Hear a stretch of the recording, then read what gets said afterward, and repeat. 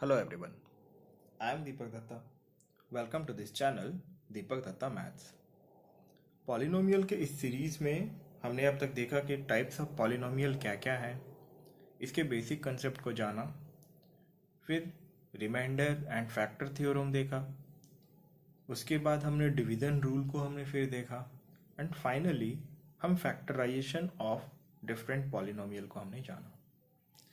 अब बात करते हैं कि जीरोस ऑफ पॉलिनोमियल।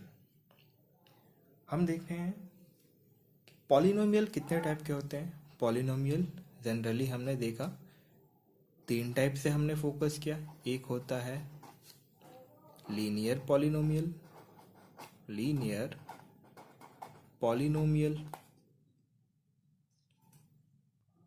इसका जनरल फॉर्म होता है ax plus b. Linear polynomial को हम ऐसे शो करते हैं।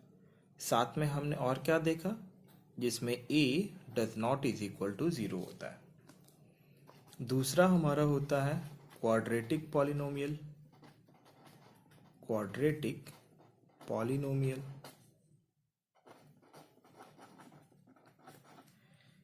इसका जनरल फॉर्म हमने देखा ax square plus bx plus c, जिसमें a does not is equal to 0 होता है।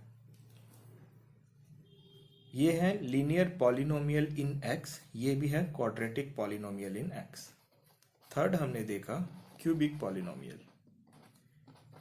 पॉलिनोमियल एक होता है। इसका जनरल फॉर्म ax cube plus bx square plus cx plus d, जिसमें a does not is equal to 0। ये रहा हमारा linear polynomial, quadratic polynomial and cubic polynomial. अब हम देखेंगे क्या, ये जो तीनों पॉलिनोमियल है इनके जीरोस हम कैसे निकालते हैं। हमने डिस्कस किया था कि जीरो ऑफ पॉलिनोमियल होता क्या है। अब हम देखेंगे जीरो ऑफ पॉलिनोमियल को हम 2 तरीके से निकाल सकते हैं। 2 तरीका हमारा क्या क्या होगा। एक तरीका है हमारा फैक्टर वाला कि हम फैक्टराइजेशन करके निकालेंगे। दूसरा तरीका हमारा आता है जिसमें हम ग्राफिकल मेथड यूज करेंगे। देखिए, जीरोस ऑफ पॉलिनोमियल की अगर हम बात करें, मेथड 1 से हम देखेंगे कि ये लीनियर, क्वाड्रेटिक एंड क्यूबिक का हम फैक्टराइजेशन करेंगे, पहला मेथड है। और दूसरा मेथड क्या है, दूसरा मेथड है हमारा ग्राफिकल।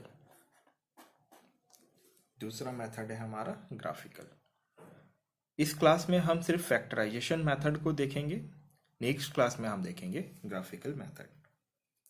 तो अगर सिर्फ लीनियर पॉलिनोमियल से हम शुरू करें, इस एग्जाम्पल से हम देख सकते हैं ये एग्जाम्पल किस फॉर्म में है। ये एग्जाम्पल है हमारा ax प्लस बी के फॉर्म में, और इसमें हमें ये भी दिख रहा है a does not is equal to 0 है। लीनियर पॉलिनोमियल के केस में तो जब भी हम 0 निकालने का हमने पहले क्या कंसिडर किया था, जो p ऑफ x है, यहाँ हमारा px 3x प्लस 6 है, ठीक है। तो हम इसमें क्या करेंगे, हम p of x is equal to 0 put कर सकते हैं।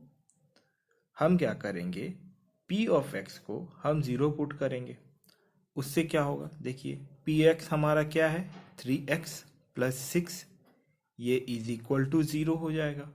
अगर हम यहाँ से 3 कॉमन लें, ये हो जाएगा 3x plus 2 is equal to 0।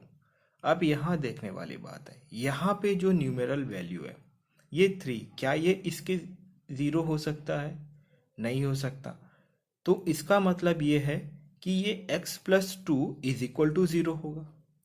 इसका मतलब है x प्लस 2 इक्वल टू 0 होगा, और हमें x का वैल्यू क्या मिलेगा, x मिलेगा हमारा -2।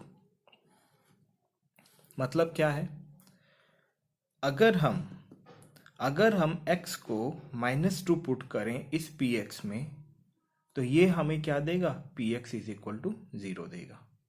और हमने ये देखा था फैक्टर थ्योरम, जो हमने कंसिडर किया था कि अगर px हमारे पास कोई एक पॉलिनोमियल है, उसमें x के जगह पे अगर a कोई एक रियल नंबर हम इस तरह पुट करते हैं कि वो हमें p of a is equal to 0 देता है, हम क्या बोल सकते हैं, x माइनस a क्या हो जाएगा, factor of px। Same concept हम यहाँ में देखें, हम क्या किए, हम इस केस में हम डायरेक्टली क्या ले लिए, हम डायरेक्टली p ऑफ x को 0 ले लिए। p ऑफ x को जैसे 0 लिए, p ऑफ x हमारा 3x प्लस 6 है। तो हम ये देख पा रहे हैं अगर हम x के जगह में -2 को वैल्यू अगर पुट करते हैं तो ये क्या देता है हमें, ये देता है p ऑफ x हमारा 0 हो जाएगा। तो ये जो x का वैल्यू आया, ये वैल्यू हमारा होता है जीरोस ऑफ लीनियर पॉलिनोमियल। कैसा linear polynomial, linear polynomial 3x plus 6। Same इसी एग्जाम्पल को देखते हैं। अगर इस एग्जाम्पल को देखें, वही प्रोसेस है, हम क्या करेंगे, p of x is equal to 0 put कर देंगे। उससे हमें क्या मिलेगा, ये मिलेगा x माइनस 8, ये हो जाएगा 0, फिर x इज इक्वल टू 8। इससे हमें क्या मिल रहा है, अगर हम x के जगह में 8 पुट करते हैं, अगर हम x के जगह में 8 पुट करते हैं तो ये px का वैल्यू हमें क्या मिलेगा, 0 मिल जाएगा। इसी केस से हम क्या निकाल सकते हैं, फैक्टर वाला निकाल सकते हैं कि इसका हमारा फैक्टर क्या होगा, इसका फैक्टर ये हो जाएगा x प्लस 2, इसका फैक्टर हो जाएगा मेरा x माइनस 8 जो है, यही एक फैक्टर है। क्योंकि देखिए x माइनस 8, इसको अगर हम फैक्टर थ्योरम में देखें, p ऑफ x अगर मेरा x माइनस 8 रहा, इसमें हमें बोलता है कि कोई एक a, p ऑफ a अगर 0 करना है, अगर हम x के जगह में a पुट करते हैं तो क्या देगा, a माइनस 8। हमें p ऑफ a 0 निकालना है, वही सेम है, a माइनस 8 को अगर हम 0 करें तो हमें a का क्या वैल्यू मिलेगा, a का वैल्यू मिलेगा 8। फैक्टर हमारा क्या हो जाएगा, x माइनस a, यहाँ a का वैल्यू 8 है तो फैक्टर हमारा x माइनस 8 हो जाएगा। किसी भी तरीके से आप देख सकते हैं, हमारा फैक्टर ऐसे ही निकलेगा। अब इस टर्म की अगर हम बात करें px की, तो इसमें भी क्या होगा, इसमें भी हम वही करेंगे, p of x is equal to 0 put करेंगे। अगर p ऑफ x 0 पुट किए, p ऑफ x हमारा क्या है, minus x minus 10 is equal to 0। यहाँ से x का वैल्यू निकलेगा, यहाँ पर दे देंगे minus x is equal to, यहाँ पे 10 हो जाएगा, और x का वैल्यू यहाँ से क्या निकलेगा, माइनस 10। मतलब यहाँ zeros of this polynomial is minus 10। Zero of the polynomial x minus 8 is 8, and zero of polynomial 3x plus 6 is equal to minus 2। इससे हम ये देख सकते हैं कि लीनियर पॉलिनोमियल में सिर्फ और सिर्फ 1 जीरो ऑफ पॉलिनोमियल हो सकता है, 1 जीरो ऑफ पॉलिनोमियल हो सकता है। किस केस में, अगर हमारा पॉलिनोमियल लीनियर पॉलिनोमियल रहा तो उस केस में जो हमारा मैक्सिमम जीरो ऑफ पॉलिनोमियल क्या होगा, मैक्सिमम जीरो ऑफ पॉलिनोमियल हमारा होगा 1। इसी तरह से हम फैक्टर को भी निकाल सकते हैं और इस फैक्टर से हम जीरो को भी निकाल सकते हैं। अब नेक्स्ट हम देखेंगे क्वाड्रेटिक पॉलिनोमियल। कौन से मेथड में, फैक्टराइजेशन मेथड में।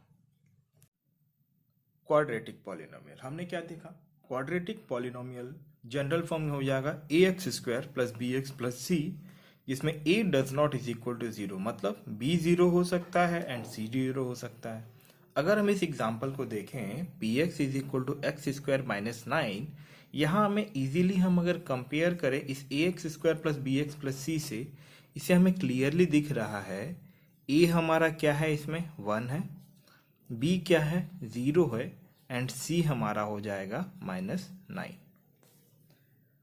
अब पिछला केस हम देखते हैं जिसमें हमने फैक्टराइजेशन को पढ़ा था कि फैक्टराइजेशन ऑफ क्वाड्रेटिक पॉलिनोमियल हम निकालते कैसे हैं। हमने क्या पढ़ा था, स्प्लिटिंग द मिडिल टर्म। लेकिन अगर हम इसको इजीली देखें, वही हम सेम करेंगे। हम क्या करेंगे, px को हम किसके इक्वल करेंगे, हम पी एक्स को 0 के इक्वल करेंगे। हम क्या लिखेंगे, p x is equal to 0। अब बात आती है पी एक्स हमारा क्या है, एक्स स्क्वायर माइनस 9, ये इज इक्वल टू हमारा 0 होगा। अब इसके फैक्टर आप अलग तरीके से निकाल सकते हैं। यहां देखिए, अगर हम इस टर्म में फोकस करें, इस एक्सप्रेशन में एक्स स्क्वायर माइनस 9 वाले केस में, तो हम इसे लिख सकते हैं x square minus 3 square is equal to 0। अगर ये हमें देगा तो ये हमें कैसा आइडेंटिटी दे रहा है, ये हमें आइडेंटिटी दे रहा है ए स्क्वायर माइनस बी स्क्वायर का। इसका वैल्यू होता क्या है, इस आइडेंटिटी का वैल्यू अगर हम लिखना चाहें, ये हमें देगा ए प्लस बी इंटू ए माइनस बी। उसी तरह अगर हम एक्स स्क्वायर माइनस 3 स्क्वायर को देखें तो हम इसको क्या लिख सकते हैं, ये हमें देगा x plus 3 into x minus 3 is equal to 0। अब हमें क्या मिलेगा, देखिए अगर कोई भी नंबर, किसी भी नंबर को अगर हम 0 से मल्टीप्लाई करेंगे तभी वो हमारा 0 देगा। ये हमें पता है, अगर किसी नंबर को 0 से मल्टीप्लाई करेंगे तो हमें नंबर 0 देगा। तो ऐसा हो सकता है, मान लीजिए ये मेरा m है, तो हो सकता है ये 0 हो सकता है, या फिर अगर ये 0 है तो इसका कोई वैल्यू हो सकता है, मतलब दोनों में से कोई भी एक 0 हो सकता है। तो अगर हम क्या करें, अगर हम x plus 3 is equal to 0 करें तो हमें x का क्या वैल्यू मिल रहा है, x is equal to minus 3। अगर हम इसको 0 लें, अगर हम लेते हैं x minus 3 is equal to 0, तो x का क्या वैल्यू मिलेगा हमें, x is equal to plus 3। तो हम क्या देख रहे हैं, जीरोज ऑफ क्वाड्रेटिक पॉलिनोमियल कितने मिलेंगे हमें, 2 जीरोज ऑफ क्वाड्रेटिक पॉलिनोमियल मिल रहे हैं, क्वाड्रेटिक पॉलिनोमियल मिल रहे हैं। इस केस में अगर हम देखें, दो अलग अलग हैं, एक है हमारा क्या है, एक है हमारा माइनस 3 और दूसरा हमारा क्या है, प्लस 3। अगर हम इन माइनस 3 को इस पी ऑफ एक्स में पुट करेंगे तो ये हमें पी एक्स का वैल्यू 0 मिल रहा है। आप इस केस में भी कर सकते हैं। अब रही बात दूसरा, इस केस को अगर हम फोकस करें, p x is equal to x square minus 9x plus 18, same हम वही करेंगे। जीरोज ऑफ पॉलिनोमियल निकालने के लिए एक ही हमारा प्रोसेस है। हम क्या करेंगे, सबसे पहले लिखेंगे p of x is equal to 0। अब x square minus 9x, p x हमारा क्या है, पी एक्स है हमारा x square minus 9x plus 18 is equal to 0 मिलेगा। ये इसको अगर हम देखें, ये हमारा किस फॉर्म में है, a x square plus b x plus c. Middle term factor को अगर हम यूज करें, स्प्लिटिंग द मिडिल टर्म, जो मेथड हमने लास्ट क्लास में डिस्कस किया था, जिसका लिंक डिस्क्रिप्शन में दे दे रहा हूं, उसके हिसाब से अगर हम इसको देखें तो ये कैसे स्प्लिट होगा। देखिए ये 18 है और ये क्या है हमारा, ये हमारा माइनस 9।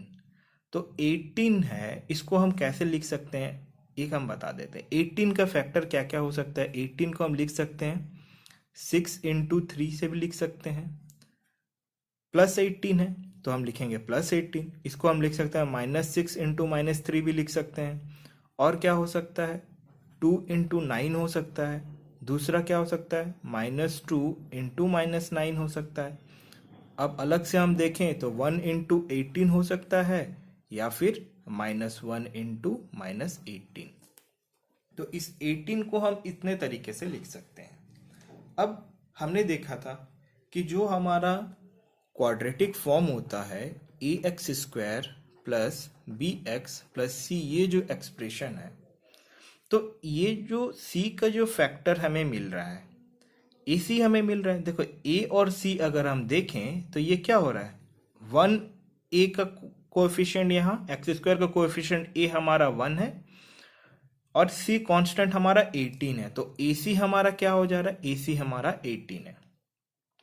तो बी एक हमें ऐसा दो नंबर को चूज करना है, स्प्लिटिंग द मिडिल टर्म, मतलब मिडिल टर्म को हमको ऐसे स्प्लिट करना है कि ए इंटू से दो नंबर को ऐसे चूज करना है कि ए सी हमें पॉजिटिव 18 देगा, लेकिन उनका सम जो है वो हमें क्या देगा, -9 देगा।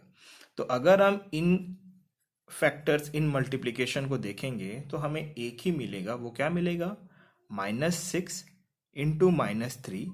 ये AC हमारा हो जाएगा। AC के इस टर्म को हम यूज करेंगे, क्यों, क्योंकि इस टर्म को अगर हम यूज कर रहे हैं -6x -3x, ये हमें क्या दे रहा है, ये हमें दे रहा है -9x।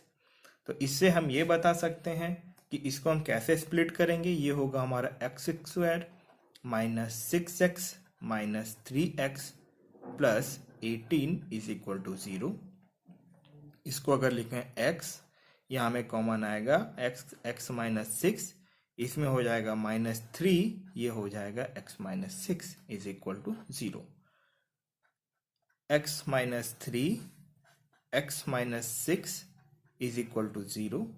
इस केस में हमें क्या मिलेगा, इस केस में हमें मिलेगा x इज इक्वल टू 3, क्योंकि अगर हम x -3 इक्वल टू 0 करें, अगर हम करें x -3 इज इक्वल टू 0, तो हमें क्या मिलेगा, x इज इक्वल टू 3। और फिर क्या करें, अगर हम करें x -6 इज इक्वल टू 0, तो x का वैल्यू क्या मिलेगा, x का वैल्यू मिलेगा हमें 6। तो इसमें भी हम क्या देख रहे हैं, क्वाड्रेटिक पॉलिनोमियल में हमारे पास दो जीरोज ऑफ पॉलिनोमियल आ रहे हैं। दो जीरोज ऑफ पॉलिनोमियल इसमें क्या है, एक का वैल्यू 3 है, दूसरा का वैल्यू 6 है। मतलब क्या है, अगर हम इस x के जगह में 3 या फिर 6 को रख दें तो ये हमें क्या देगा, ये पॉलिनोमियल का वैल्यू हमें 0 आएगा। उसी तरह अगर हम इसमें देखें, इस एग्जांपल को अगर हम देखें, px is equal to x² -8x plus 16, इसको अगर देखें, पहला स्टेप क्या है, पहला स्टेप है हमें px इज इक्वल टू 0 करना है। फिर हो जाएगा हमारा ये x² -8x plus 16 is equal to 0। Same factorization method, middle term splitting method को अगर हम यूज करें तो ये हमें क्या देगा, ये हमें देगा x² -4x -4x plus 16 is equal to 0। इसे हमें मिलेगा x इंटू x -4, ये हो जाएगा हमारा x -4 इज इक्वल टू 0। ये हमें मिलेगा क्या, x -4 और दूसरा ये x -4 इज इक्वल टू 0। तो हम ये बोल सकते हैं कि फैक्टर ये जो हमारा निकल रहा है x -4 या फिर आप यहां देख रहे हैं x -3 x -6, सिमिलरली यहाँ x + 3 x -3, ये क्या है, ये हमारा फैक्टर है। मतलब अगर जो फैक्टर मिला उसे अगर हम 0 के इक्वल कर दें तो हम क्या निकाल सकते हैं, जीरोज ऑफ पॉलिनोमियल हम निकाल सकते हैं। तो अगर हम x -4 इक्वल टू 0 ले लें तो x का वैल्यू हमें क्या मिल जाएगा, x का वैल्यू मिलेगा हमें 4। तो यहां हम क्या देख रहे हैं, यहां हम देख रहे हैं हमें क्या मिल रहा है, 2 इक्वल 0 ऑफ पॉलिनोमियल मिल रहा है।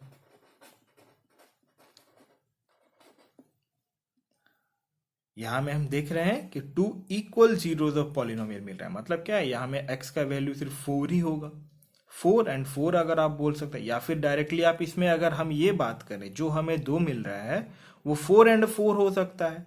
जो क्वाड्रेटिक पॉलिनोमियल 2 मिल रहा है हमें 4 एंड 4, अगर इसमें लिखें कि इसमें क्या मिल रहा है, एक ऐसा पॉइंट है 1 जीरोज ऑफ पॉलिनोमियल। इसको अगर ऐसे लिखें हम ऐसे भी लिख सकते हैं। अब आते हैं इस क्वेश्चन में कि px इसे कैसे करेंगे। इस क्वेश्चन की अगर बात करें, सेम पहला स्टेप हमारा वही रहेगा, p of x is equal to 0। तो हमारा क्या होगा, x² -4x plus 5 is equal to 0। अब देखना है कि क्या ये मिडिल टर्म स्प्लिट हो रहा है वैसे, जिसमें हमें मिलेगा। देखते हैं 5 का फैक्टर क्या होगा, -1 -5, क्योंकि यहाँ पॉजिटिव 5 है, क्या होगा 5 इंटू 1, ये हो जाएगा। और दूसरा कुछ मिलने का चांस है, एकदम नहीं है। अगर इसको हम स्प्लिट भी करें तो क्या दे रहा है ये हमें, ये देगा हमें -5x प्लस x प्लस 5।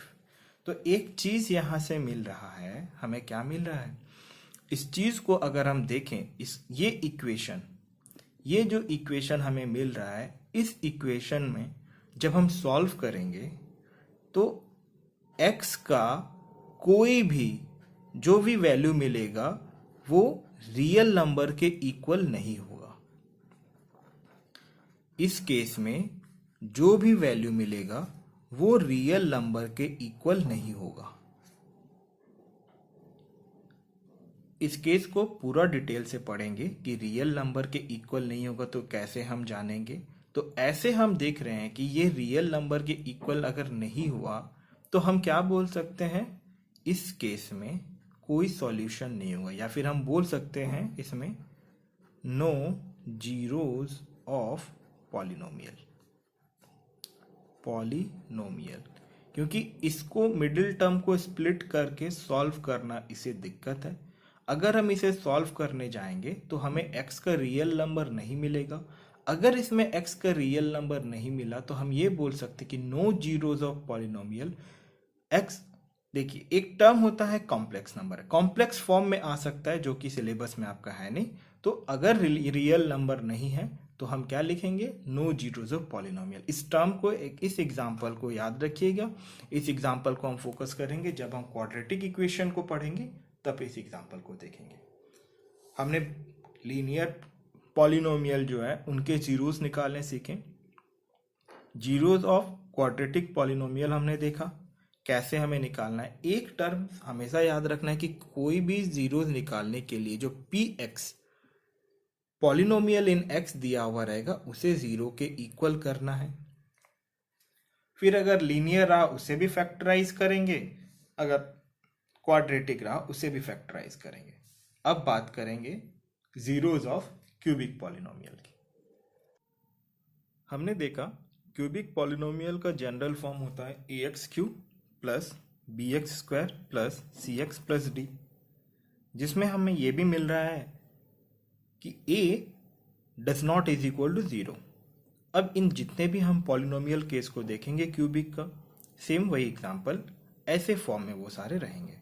इसमें b जीरो हो सकता है, c जीरो हो सकता है एंड d जीरो हो सकता है। अब देखते हैं जीरोस ऑफ क्यूबिक पॉलिनोमियल हम कैसे निकालें। सबसे पहला स्टेप वही है हमारा, ये हमारा पॉलिनोमियल इन x के फॉर्म में दिया हुआ है। तो हम क्या करेंगे, हम सबसे पहले कर देंगे p of x is equal to zero. इसे हम क्या करेंगे, x cube minus 4x square plus x plus 6।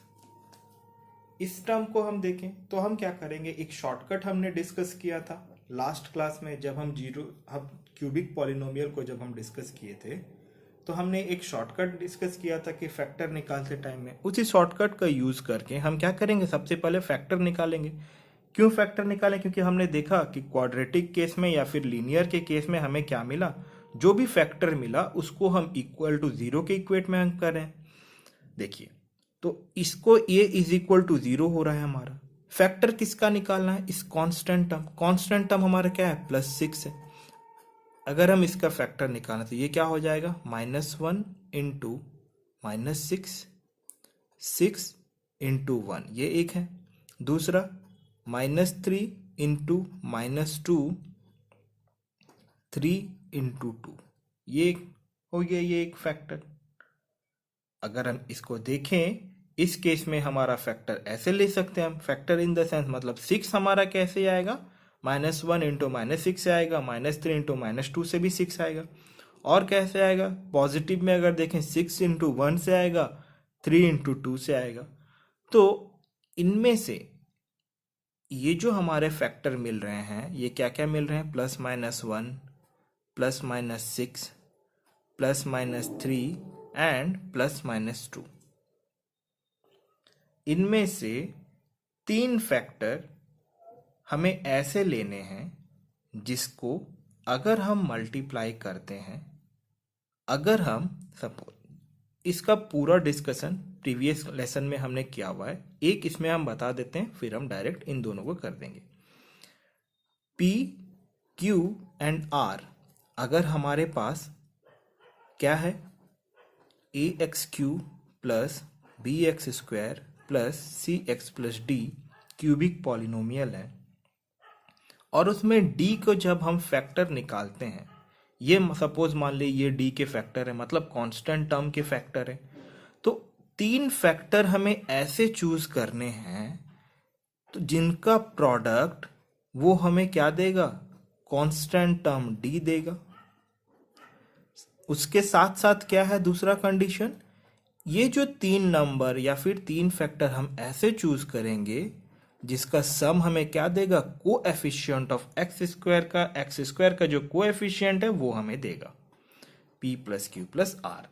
तो इस केस में हमारा क्या है, अगर हम इस केस को देखें, यहां हमारा क्या है, d है हमारा यहाँ पे 6, और क्या है कोएफिशिएंट ऑफ एक्स स्क्वायर मतलब b, ये हमारा क्या है -4 है। तो 3 नंबर ऐसे चूज कर रहा है। तो अगर आप धीरे धीरे प्रैक्टिस करोगे तो जैसे हो जाएगा आपको भी कंफर्म कि कौन सा नंबर चूज करना है। इसमें हमारा जो नंबर चूज करेंगे हम, इसमें हम लेंगे p is equal to -3, q is equal to -2 and r हम ले लेंगे 1। देखिए इसमें क्या होगा, अगर हम p into q into r करें तो ये क्या देगा हमें, -3 इंटू -2 इंटू 1, तो ये देगा हमें 6।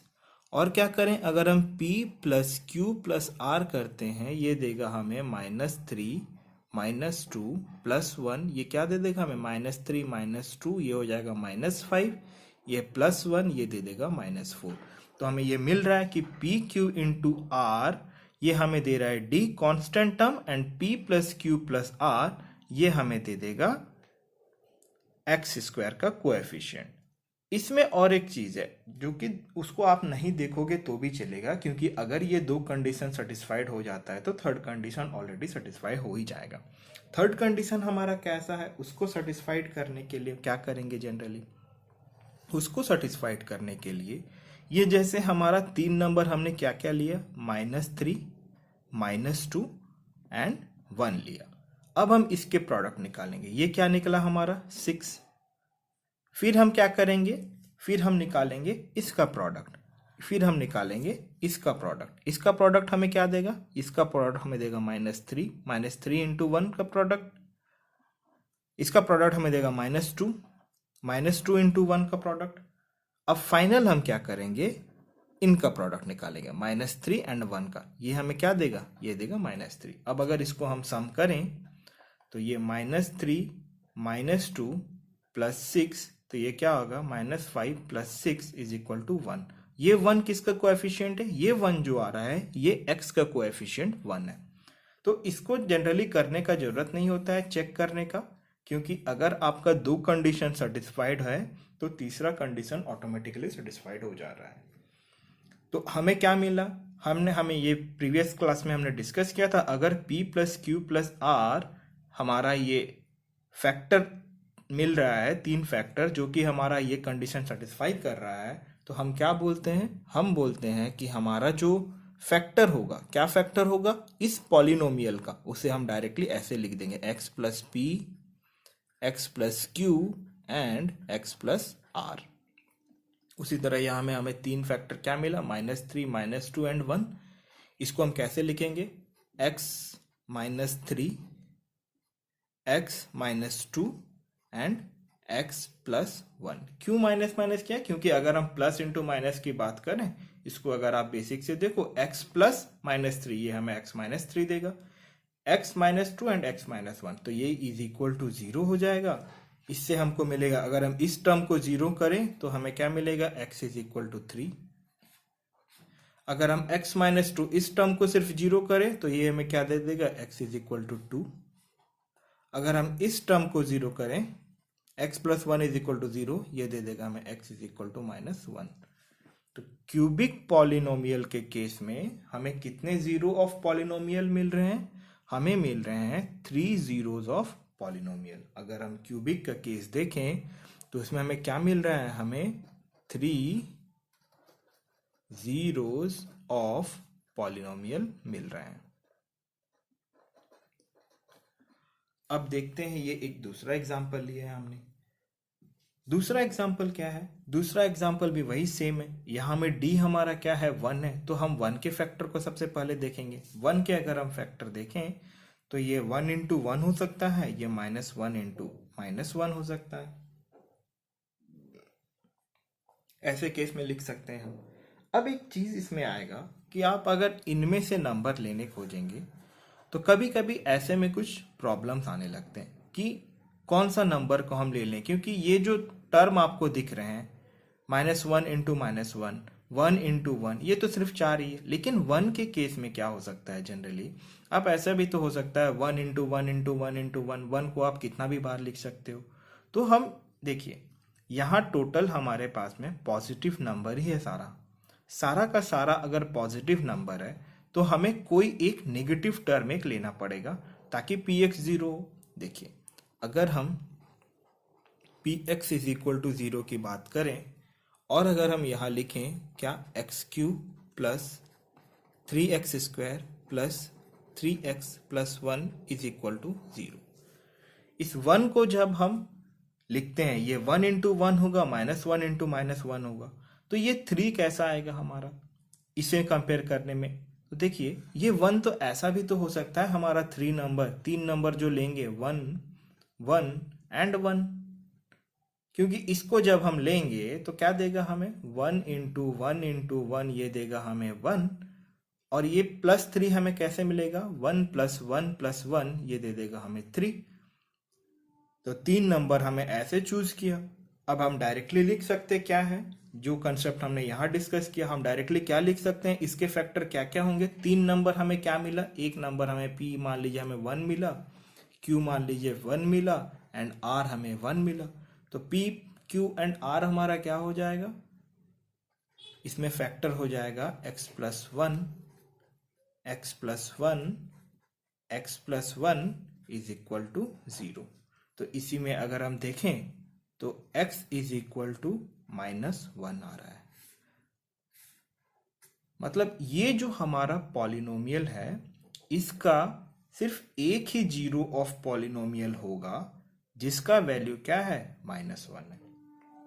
इसमें 3 अलग अलग जीरो ऑफ पॉलिनोमियल आ रहे हैं, इसमें क्या हो रहा है, इसमें सिर्फ एक ही जीरोज ऑफ पॉलिनोमियल है जिसका वैल्यू है -1 है।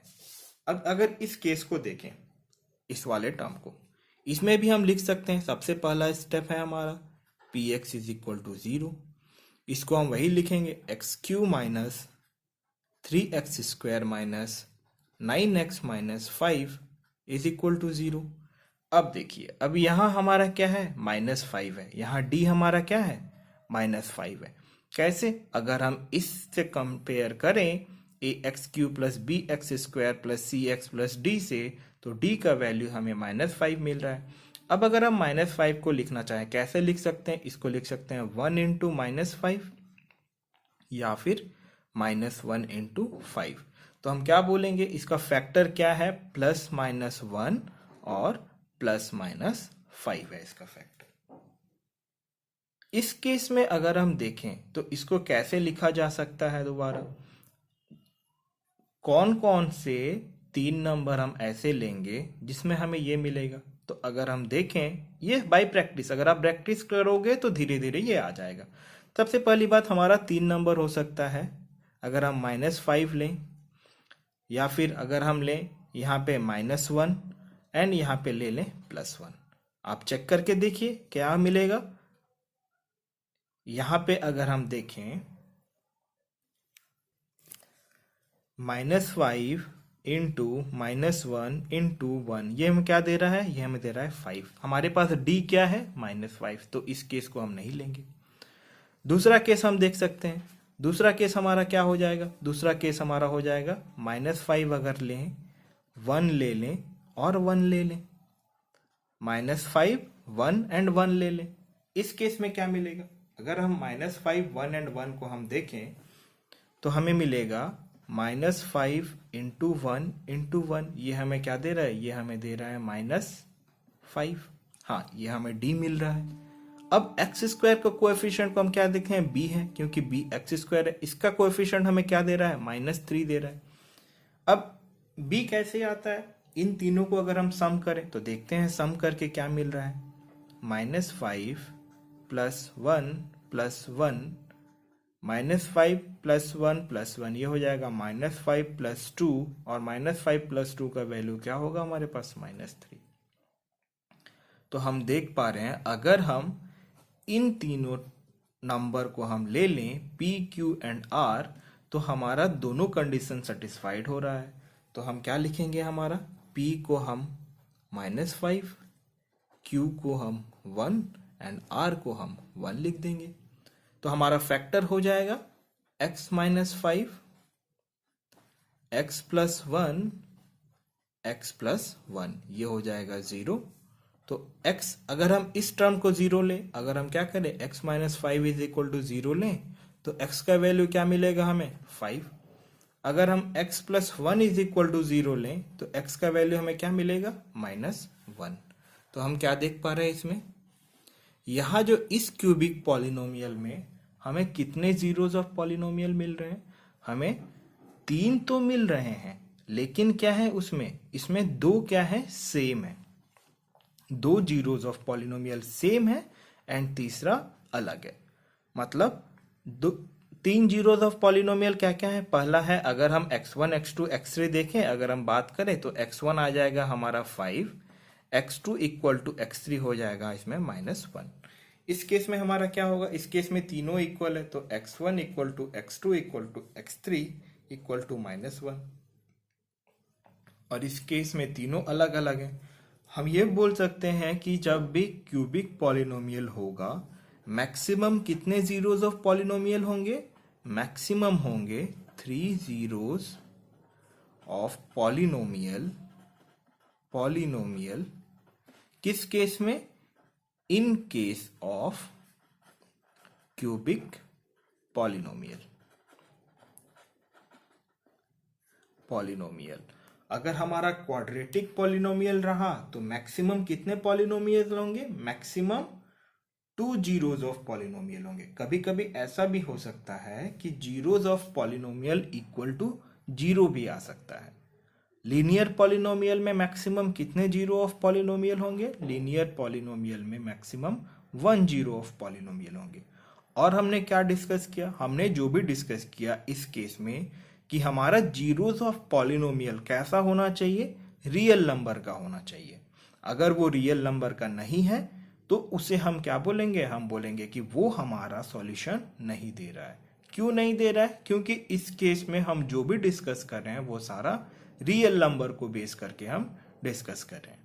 नेक्स्ट क्लास में हम देखेंगे ग्राफिकल मेथड कि जीरोज ऑफ पॉलिनोमियल ग्राफ से हमें कैसे मिलता है, कैसे हम ग्राफ के थ्रू डिस्क्राइब कर सकते हैं। अगर हमारे पास कोई XY कोऑर्डिनेट है, जो कि हमने कोऑर्डिनेट में पहले से पढ़ा हुआ है, कोऑर्डिनेट ज्योमेट्री, किसी पॉइंट को हम कैसे डिस्क्राइब करते हैं, नेक्स्ट सेशन में हम उसे देखेंगे।